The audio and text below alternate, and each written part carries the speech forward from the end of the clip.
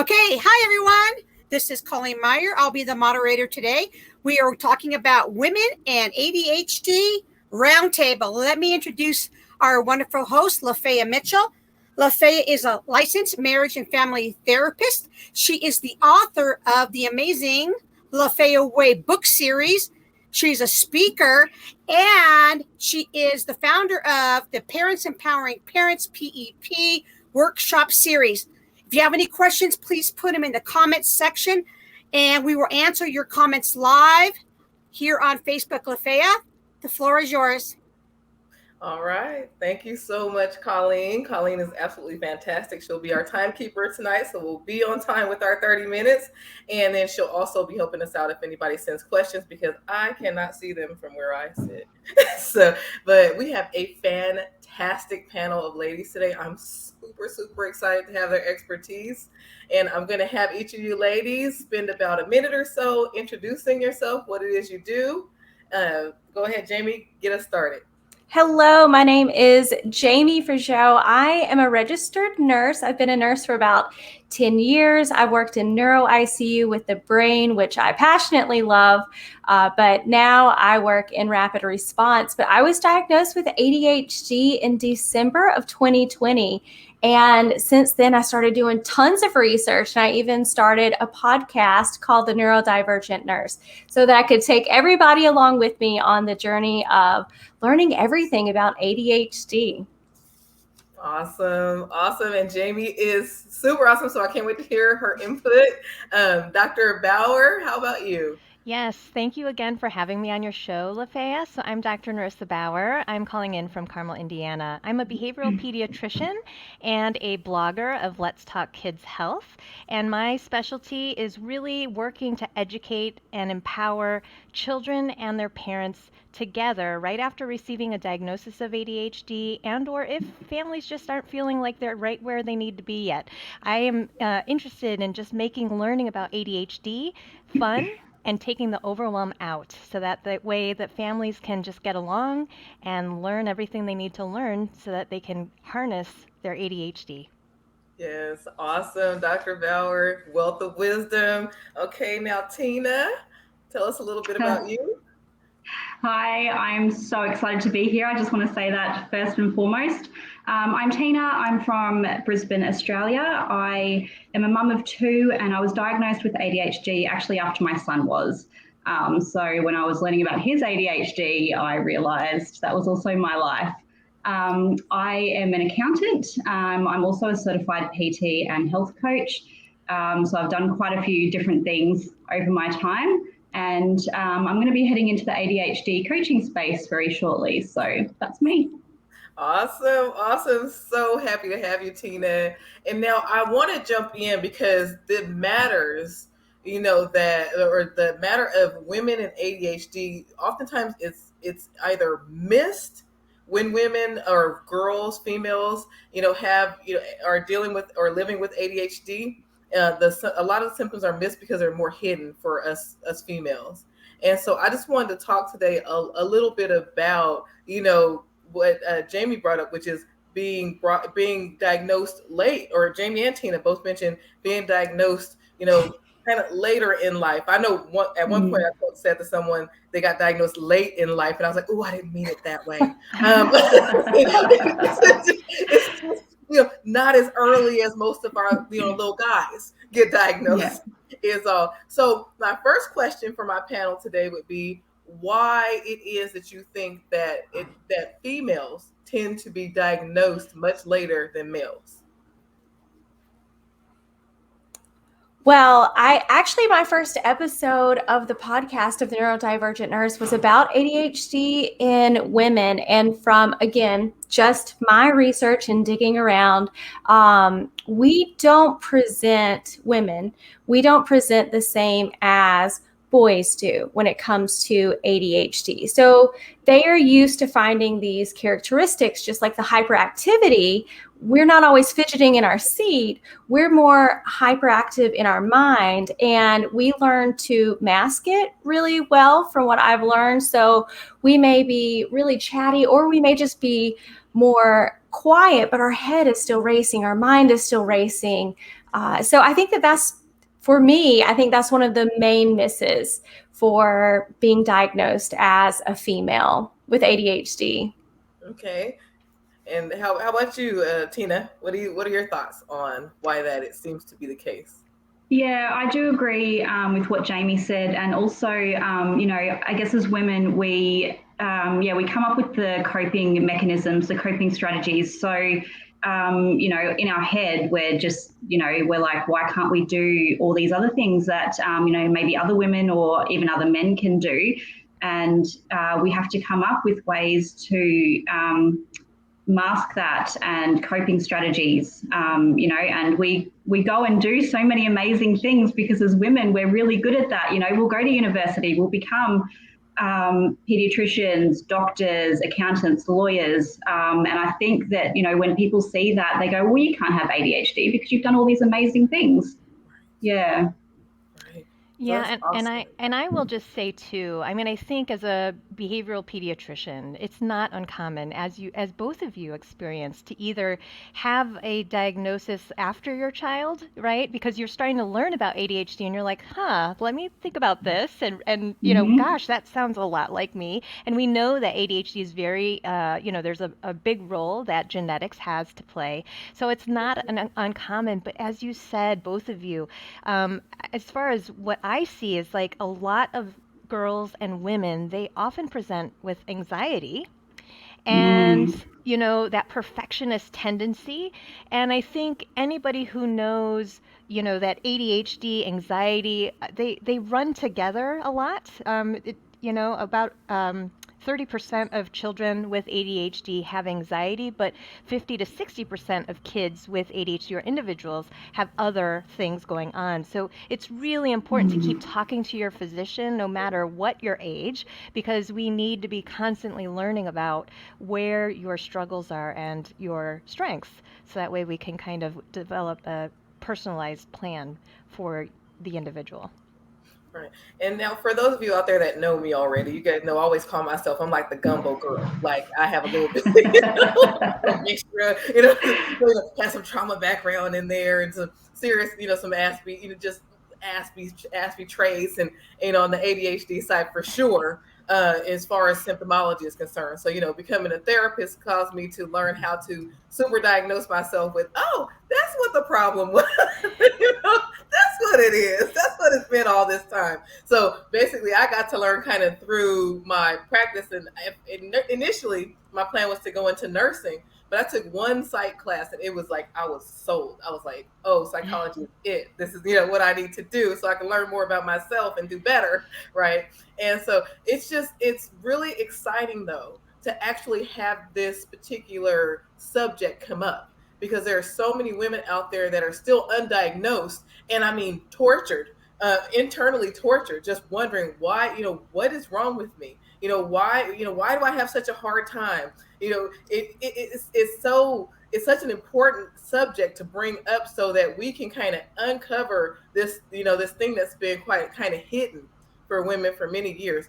But can you guys, let's talk a little bit about what's some of the internal struggles. We talk about all the obsessive thoughts and all that. What are some of the other internal struggles that you find that women have when they are living with ADHD? Perfectionism. I mean, always having to be perfect, and have to work harder to just be equal. So, like, we desire so much to be the intelligent one or to be the athlete or to be whatever, but being good and just as good as everyone else is often not good enough for us. Like, we have the need to prove that we are better, not that we want to be better than anyone else, but just that we really need that type of internal affirmation. And so it causes us to work so hard to be perfect, and the pain and sensitivity that comes from not being the best at something or just being human at all. I think that is my biggest struggle that I didn't know was ever linked to ADHD. And it was such a relief when I found that out. awesome. That's awesome. Okay. And now, any other feedback from other panelists about that internal struggle piece? I think perfectionism, yeah, Jamie, you hit that on the head. I think that's for a lot of us, that is our internal struggle.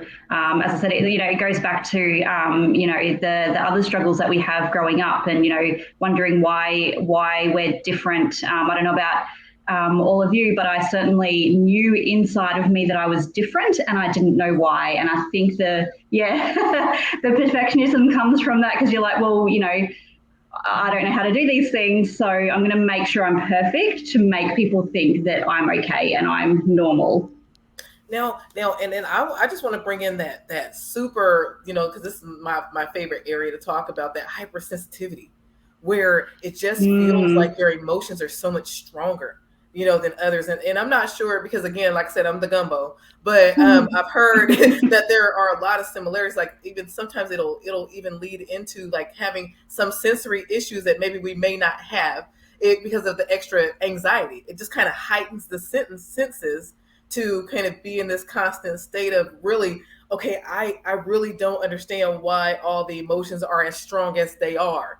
And then people are, they either look at you like, oh, either, and it depends on how your symptoms display themselves or whatever, but they kind of look at you like, you need to, you should just calm down, or you should just do this, this should work for you, right? And things like that. And what you find, and I don't know if whoever else has had this kind of experience, but then you kind of get tired of hearing people say, oh, you should just think of it this way, or try it that way, and then you find yourself unable to do that. And you're like, well, if I could do that, don't you think I would? Have good common sense. Anybody else have that experience, or is it, just me, where it's just that emotional struggle? Yeah, I feel you on that one. Don't worry. Like big time emotional piece, right? Now, Dr. Bauer, I had a question for you, a very specific question. Now, when you're dealing with that emotional side of ADHD, because most times that's missed. Like they are all for understanding hypersensitivity and all that stuff, but the perfectionism piece, that emotional turmoil piece, they don't really get to. But what are some of the techniques that you use to kind of help people get through, or some of the advice that you give to help people get through that emotional side?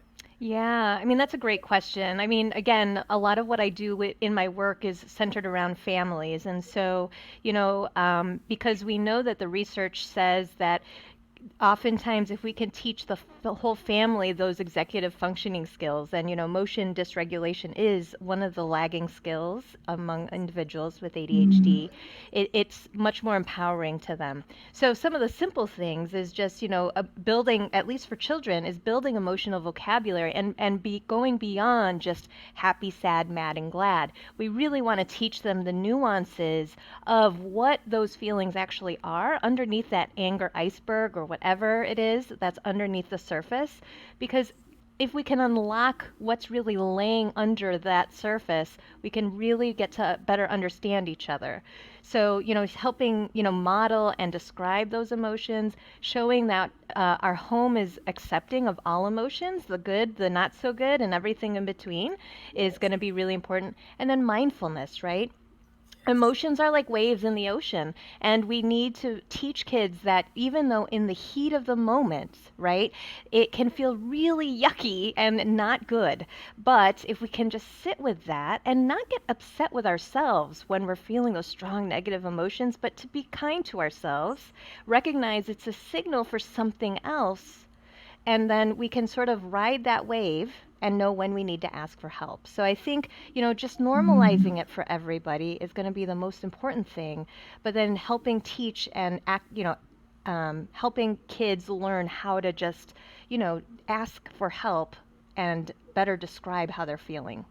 Oh my goodness, that's so awesome. I love just have to pull out two of those key points in there. So teaching them how to describe what's really going on with them, going beyond the sad, mad, that's so key. That's so awesome. And then working with the family towards, and I'm sorry, the person themselves, the patient themselves, and the family towards acceptance, humongous. because acceptance of the feelings that you have, quite honestly, acceptance is what leads to a less amplified response. It's when we're judging ourselves that we're having that, more exaggerated response. And it's when other people are judging us and we're feeling invalidated that we're having that more emotional response. But now our two coaches, what do you guys think? What are some of the techniques that you teach for actually calming some of that emotional turmoil that goes on for especially our women dealing with ADHD? I think for me, it does touch on that, naming your emotions. I think it comes with practice. It's becoming aware of your thoughts and your emotions, and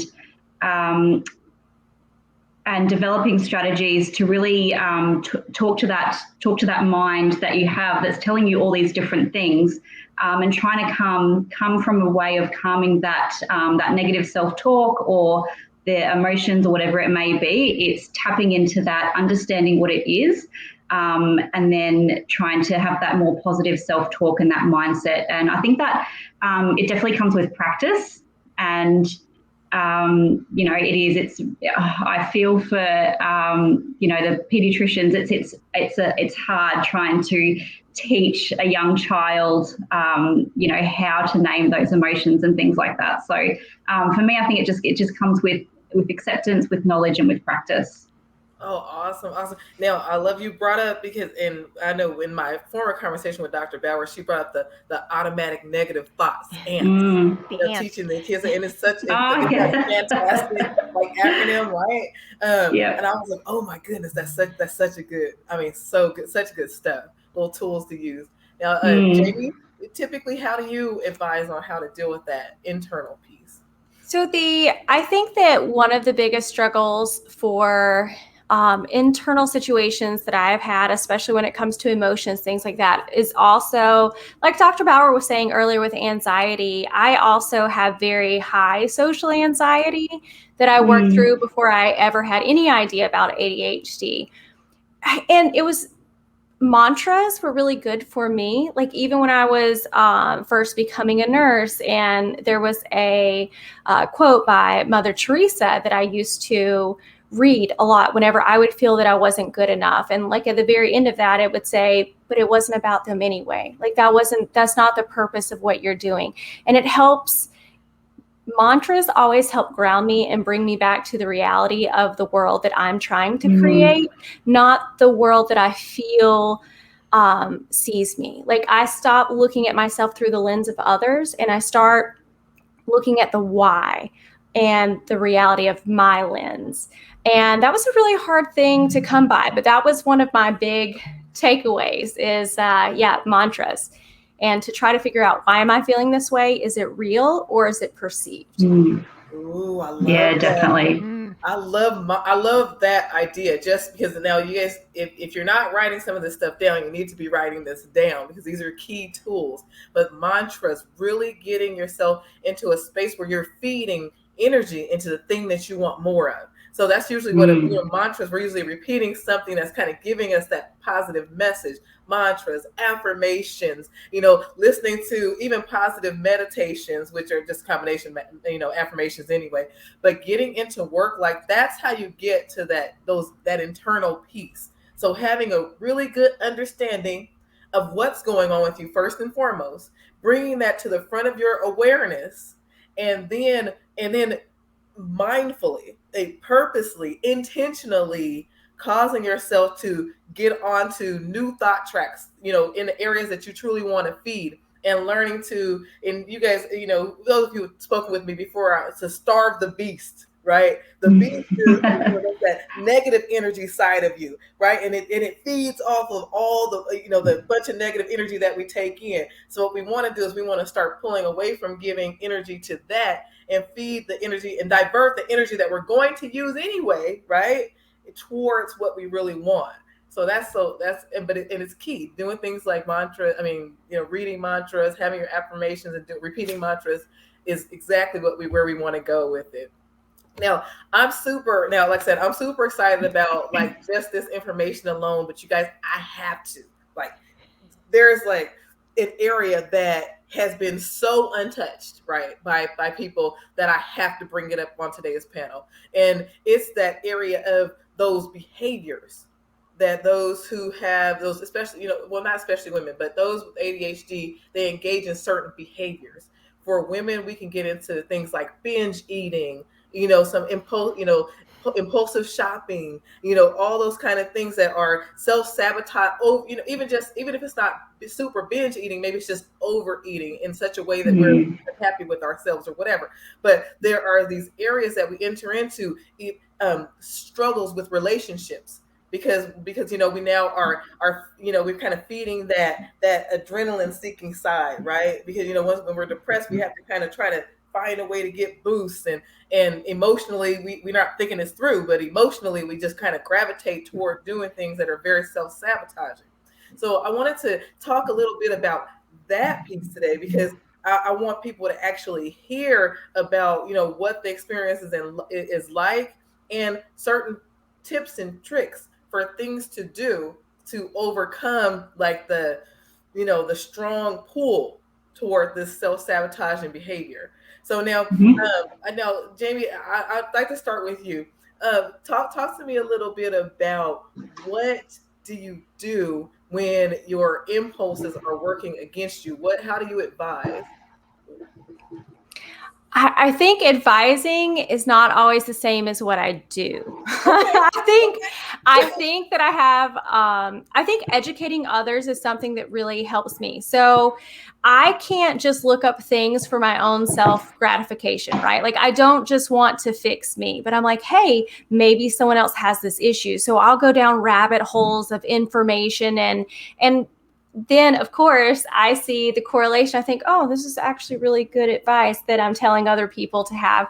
So that's one way that it helps pull me out of the self-sabotage or like the impulsiveness. I want to get to why and how I can help others in that situation that I feel like they may suffer from it more, but really it's a reflection of me. Yes. Okay. So you're more of an intuitive educator with people. Sure. Say, if you want to label it. No, I'm just good at it gives me so much satisfaction. If I could think of others, then it gives me a break from looking at myself so much, because like I said just a minute ago, the way that I look at myself is not always positive. But then when I look at everybody else and I know the struggles they go through, I see them as human. I see them the way that I want to be seen, but I don't give that same grace to myself. So it just really helps me come full circle in a way. Okay. So putting your energies into helping others actually helps pull you out of 100%. Yes. Okay, that's awesome. Okay, so that's one technique, guys, out there. Okay, now Dr. Bauer, and I'm not sure, usually with children things are a little bit different, but you still get some very similar, just like little kid type behaviors. Yeah. Now, when you see, oftentimes, first and foremost, what do you usually see in little girls that seem to be like, self-sabotaging types of behaviors? Yeah, I mean, it's just a lot of that negative self-talk, and I'm not good enough. Everybody else is this way, and it's just all those ants, right? We bully ourselves. And so two things that we teach the kids in the class to do is, first of all, to name that set negative self-talk. So that way, when we recognize that bully is coming up, then we can say, judging Judy, I don't need you right now. Thank you very much. Right? Oh, I like that. Because, just as a bully on the playground, we have to intervene and we have to not let those negative thoughts get in the way. So that's one. The other is, I try to introduce the concept of, how would you treat your friend? If your friend is coming to you for advice, what would you tell them? Yes. And if you can treat yourself the way you would want to treat your friend, like, that sort of makes sense, right? I mean, we would never do things that, if we are a true friend to somebody, we would never do something that would hurt their feelings. But, we do and so, teaching kids early from a young age to recognize those two strategies and then having the parents sort of help reinforce that. So they can say something like, wow, I'm noticing you're getting a little bit frustrated. Is that nagging Nellie on your shoulder? Like, let's tell nagging Nellie to go away. We don't need her right now. Let's take our deep breaths to reset, right? So, kids can't do it alone. And I think that's part of the beauty of sort of onboarding families together, because we all need each other and we all need that. Oh, I absolutely love that. Oh my goodness. Okay, so you're putting form. That's my favorite. Putting form to the issue. So instead of just allowing yourself to beat yourself up, you're putting form to that voice. Mm-hmm. You're giving it a name. And then you're taking it a step further by teaching them to treat yourself as kind as you would someone else. Would you ever allow yourself to say the same things that you allow your mind to say to you? Would you ever say that to someone else? Right. Mm-hmm. So if it's not something that you would say to someone else, then now you have to work on not allowing it to be said to yourself, or for you to say it to yourself. And I even, and taking it even that extra, just piggyback step further. I love to say, you know what, treat it as if there's someone that's saying those words to your friend. And then now what would you say to that person saying those words to your friend, mm-hmm. right? And so then it's even more. So then we get into even like a self-protection, kind of space. And so it's very, where it's self-care. You're treating yourself more kindly. And now, it's awesome. Okay, now what's some of your wisdom to share about how to deal with some of that, internal piece that we deal with? Yeah, definitely. For me, it's definitely mindset. And as I've sort of touched on before, it's that mindset and knowledge of what's actually happening in your brain. So, when you come across those urges to self-sabotage, whether it, and I've been there with the binge eating, the issues in relationships, work, everything. And I think it comes down to sort of acknowledging that it is an urge. It's that internal, whether you call it hyperactivity or urge or something that's making you want to sabotage whatever it may be. And it's developing that mindset to go, okay, step back. I've felt that urge to do such and such.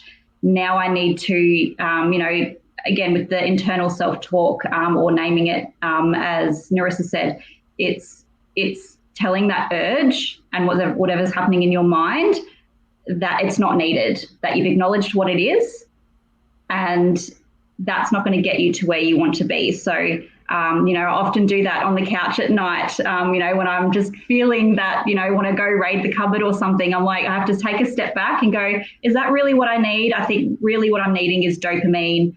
I'm going to go get that from somewhere else rather than going to the cupboard. Yeah. Oh, that's so awesome. Okay, so just mindset.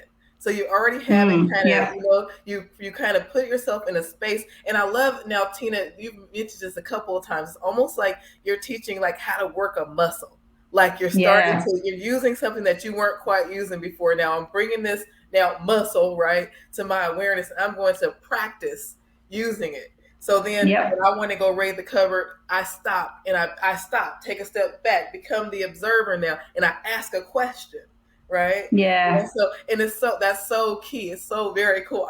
I'm excited about the conversation, you guys, because I have to say that I know this is going to be helpful to some. And now I just want to do like a quick, because I've heard it. I always hear it. My philosophy, I always hear it everywhere, and I want to give people something that they can like be able to step 1, 2, 3, 4 this thing and work their way through it. But now, if you guys haven't heard it, and maybe you've heard it before, but it's good to get a recap. But timekeeper. 1 minute. 1 minute, okay. Lafaya. I'm gonna give you guys it in 1 minute. Okay, but now when you're looking at the Lafaya Way thing, when you're step 1, and especially we're dealing with the emotional piece, you want to find your calm. That's first and foremost, because if you don't find your calm first, you're not going to be able to be kind to yourself. And now with the Lafaya Way, all four steps work together. In order to find your calm, you need to do things like understand the real truth. What is it that I really want? Like Tina said, this is, is this really what I want? And then you're getting into now responding in alignment with your truest intentions. You give yourself a way to now respond in alignment. No, I don't want to beat up on myself. I wouldn't want someone else beating up on me, so I definitely don't want me to beat up on me. Right? I'm my closest enemy. I have to change this, right? I want to be my best friend. And then the last step is my 3 R's. The recognize the small step improvements, because we're so commonly good about being hard on ourselves, but we don't celebrate. Like, we'll have the pity party all day long, but we won't have the fun one, the positive party where we made an improvement by, I don't care, I was 10 minutes earlier than I usually am. I might have still been 20 minutes late because it used to be 30, but now it's 20. So I'm celebrating. Right? But recognize the small step improvements, reinforce them highly, have your fun parties. If we're going to have some pity parties, let's at least balance it out with some fun, right? And repeat. You're always vacillating through the 4 steps. And if you start to follow this and you start to kind of work this and kind of keep it stirring, keep it going, then all of a sudden you'll find yourself having a better relationship with not only yourself, but to everything and everyone else as well. Now, I am truly, you guys, excited about the conversation that we had today. I'm hoping that we all get a chance to kind of touch base again. Maybe I'll have like a big, kind of a big round table at the end. And I appreciate you for your time. Now, just really quickly, I know I'm over just a little bit, sorry, timekeeper, but quickly, if people want to get in touch with you and get to know more about what it is that you do, if something resonated with them, what's the best way to reach you, Jami? You can check me out on any of your favorite podcast platform, Apple Podcasts, Google Podcasts, whatever, at the Neurodivergent-Nurse. You can get all of that good material there. So she has good stuff, you guys. Check her out. Thanks. How about you, Dr. Bauer? Yes, thanks for asking. So my website is letstalkkidshealth.org. I'm also under that for Facebook and Instagram, and I also have a Facebook Live show, free parenting book club, and I'm enrolling my Teach Me ADHD course that'll start in September. Yes. Registration opens next month, or actually, tomorrow, August. I'm so glad you brought that up, because I was going to bring it up. I was like, okay, she was being too nice. She didn't share her curriculum. And Tina, how would they reach you? The best place is to go to Instagram. I'm the ADHD accountant, and then I've got a link tree that will take you to my Facebook page. I've got a Facebook group as well, so that's probably the best place to go first. Awesome. And you guys, for me, I'm always LafayaWay.com. You can find me. You look up Lafaya Way on YouTube, Facebook, wherever, on the web, on the World Wide Web, you'll find Lafaya there. I'm so excited. I spoke to myself in third person. But anyway, it's so nice to have you guys with me. Thank you, everybody who joined us today. And I hope that I know that you got something out of it. And until next time, make sure that you stay you and that you stay true. Thank you. Bye. Thanks for having us. Thank you. Thank Bye. you.